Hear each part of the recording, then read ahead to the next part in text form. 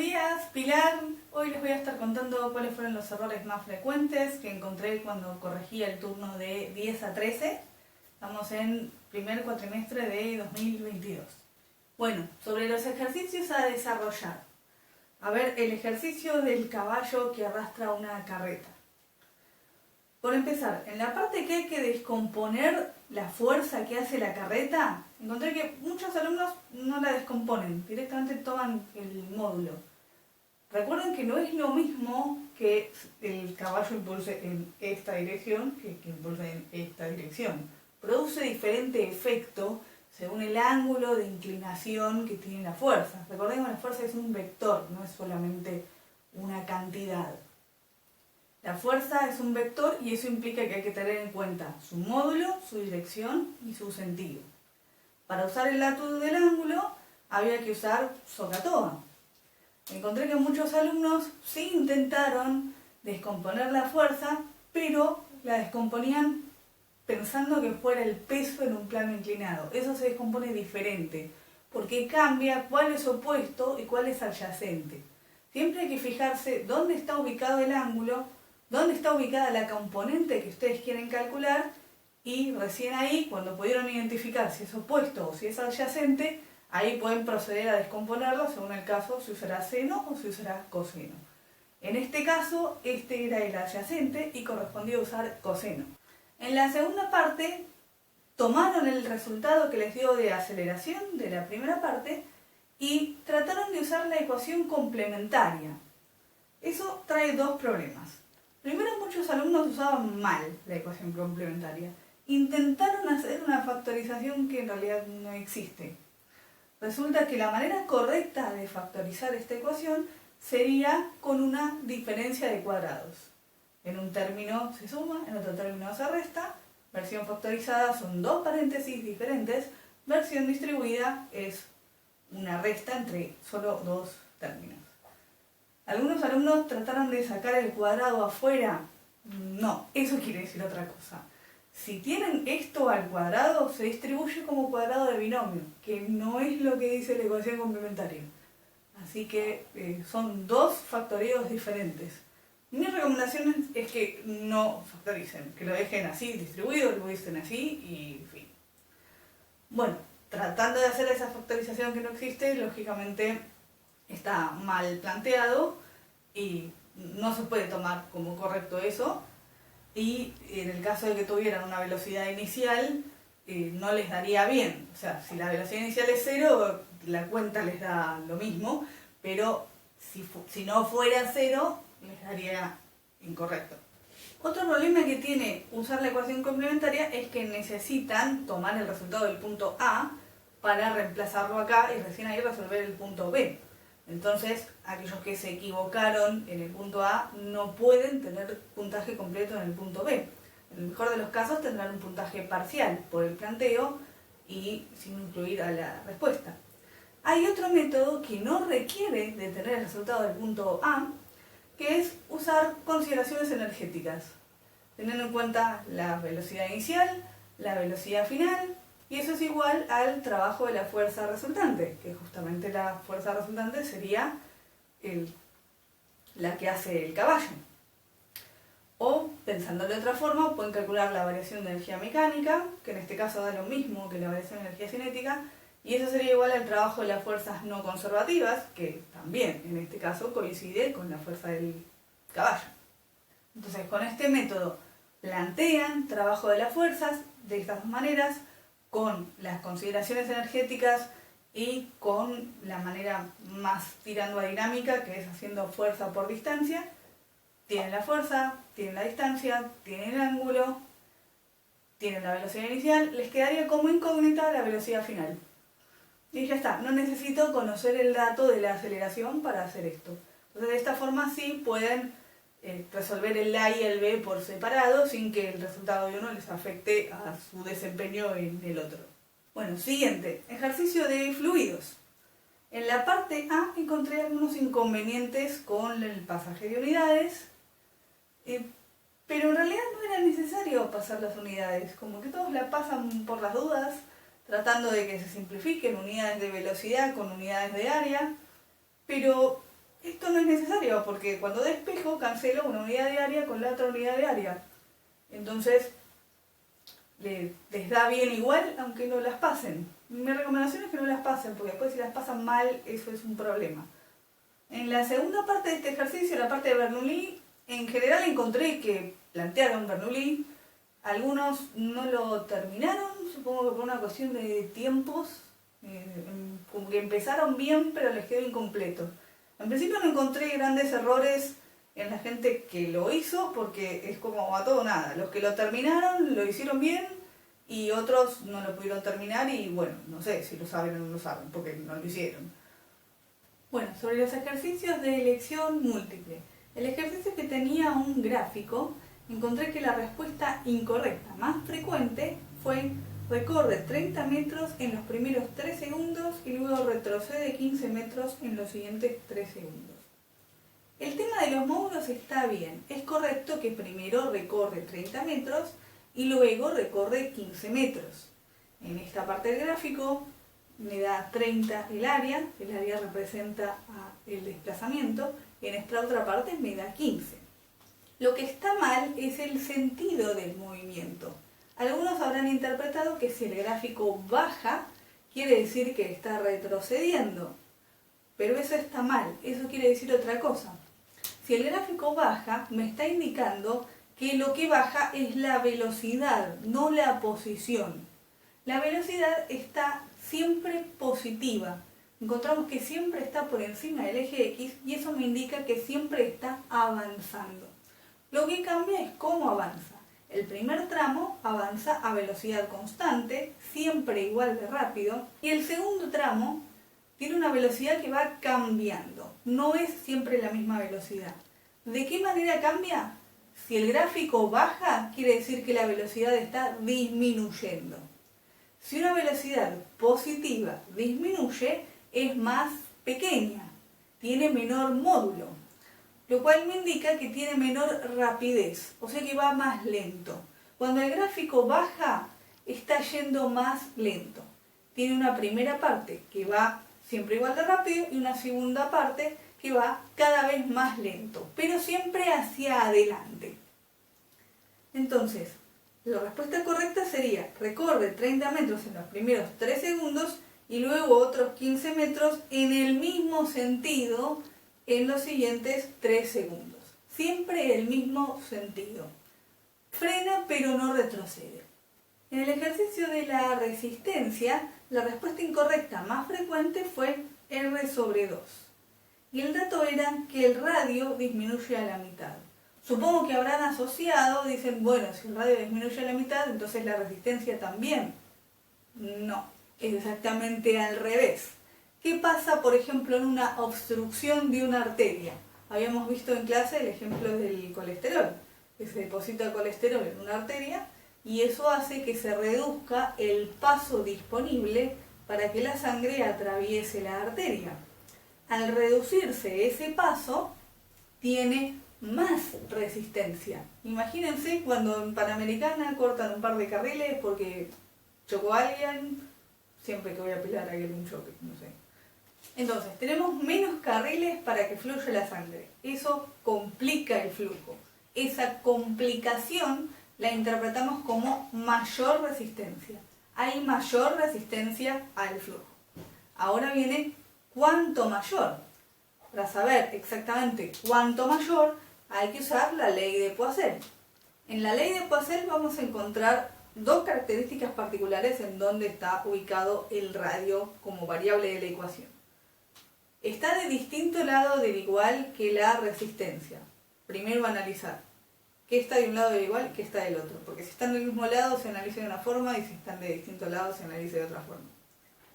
Resistencia de un lado, radio del otro lado. ¿Dónde está radio en esta fracción?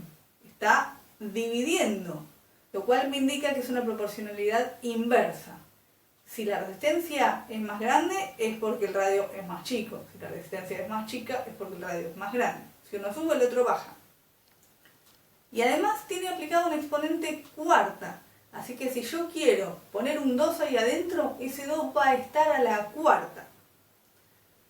El ejercicio me dice que hay que dividir por 2 el radio. este 2 le aplico a la cuarta, me queda 16.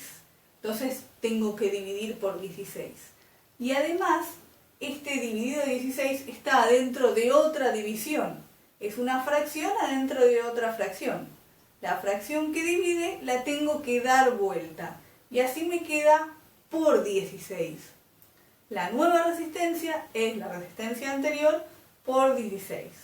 En otras palabras, la resistencia de una arteria obstruida hacia la mitad de su radio va a ser 16 veces más grande que la resistencia normal de una arteria que no está obstruida.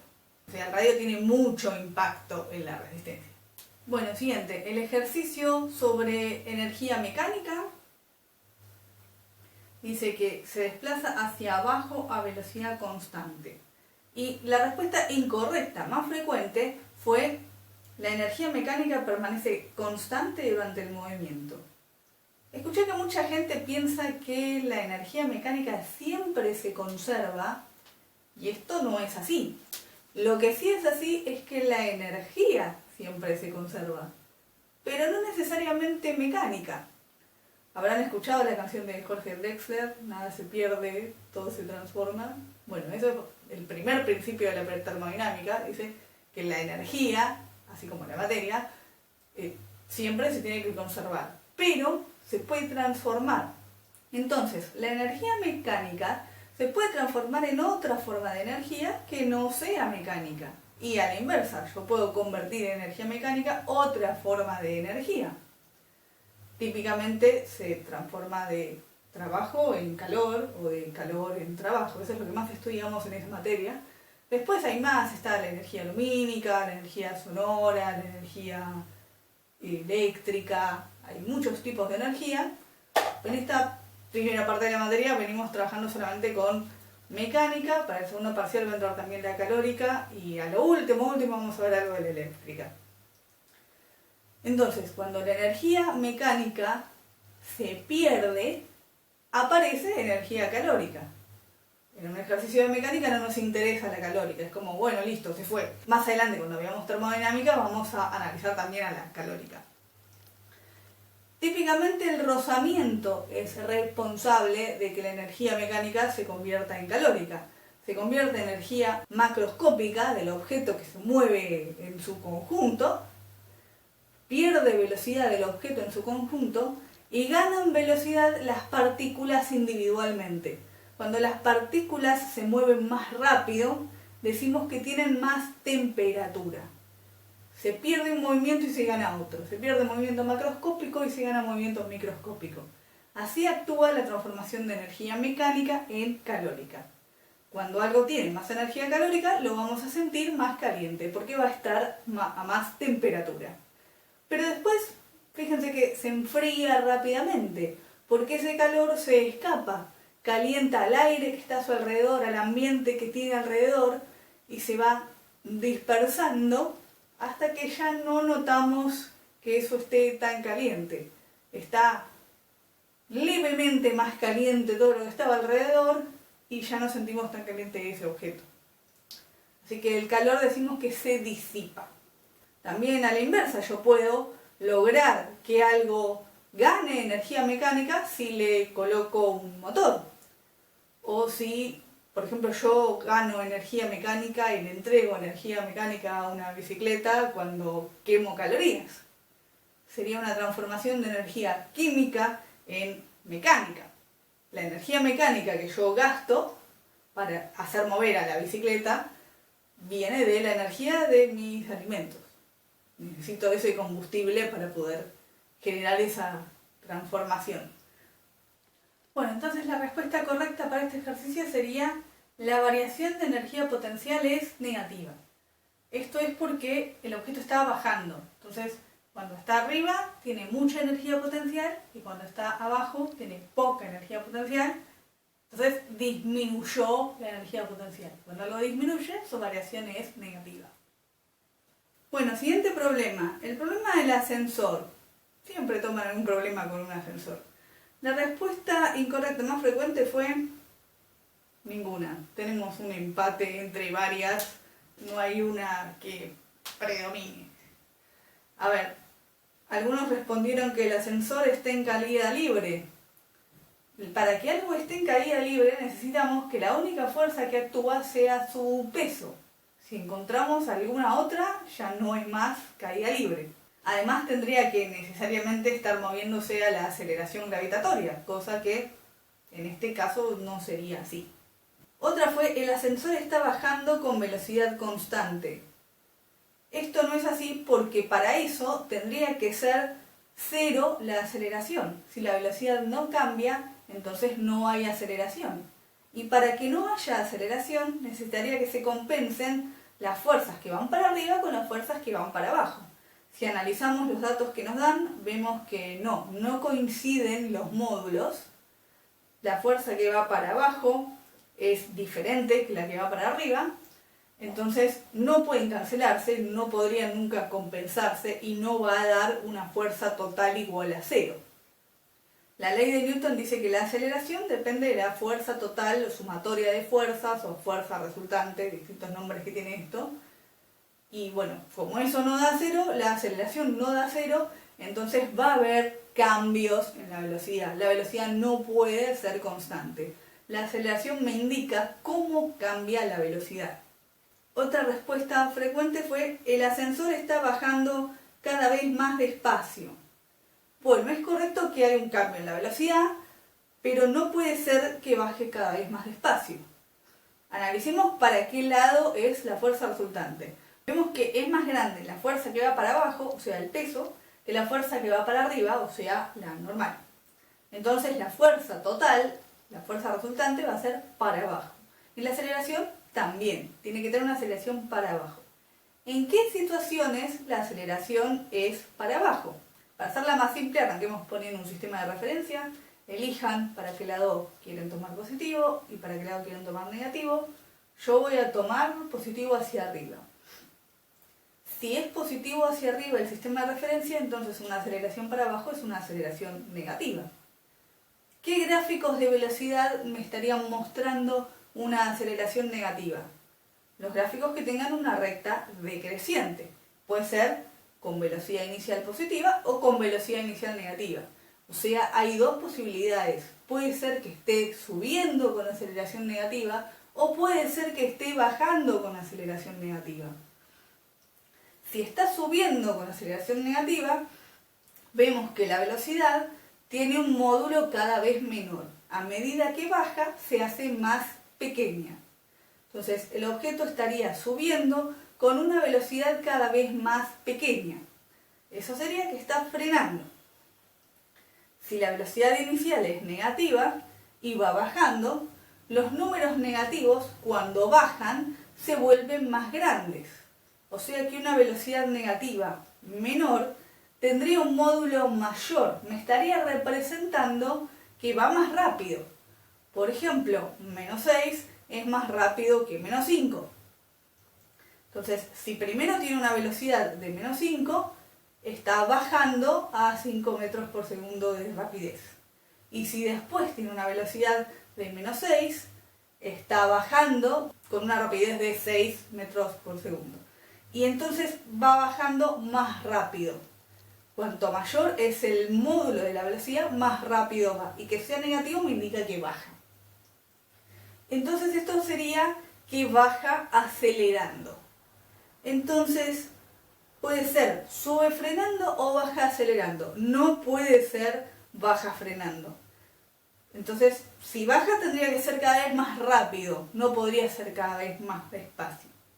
La respuesta correcta sería, el ascensor está subiendo cada vez más despacio. Esa sería una de estas dos posibilidades que contemplé y la otra no está en las opciones. No es que no pueda ser, sino que justo no figura en este choice. Así que por eso descarté la otra. Siguiente, el problema de ósmosis. En este problema nos dice que tenemos dos recipientes idénticos que contienen iguales volúmenes de la misma concentración. La respuesta incorrecta más frecuente fue no habrá pasaje de partículas. Me parece que esos alumnos no leyeron el enunciado completo. Después sigue. Dice, si se agrega en el compartimiento A una cierta cantidad de soluto. Hay que leer esa parte. ahí ya cambia la situación inicial. Ya no es más la misma concentración de los dos lados. Ahora que le hice ese cambio, las concentraciones ya no van a ser iguales. ¿Cómo van a ser? Si yo agregué soluto solamente al compartimiento A y no agregué soluto al compartimiento B, entonces el compartimiento A va a tener más concentración que la que tenía antes y entonces más concentración que la que tiene el compartimiento B. Voy a tener un lado más concentrado y otro lado más diluido. En esa situación, que no tenemos concentraciones iguales, tiene que haber pasaje de partículas.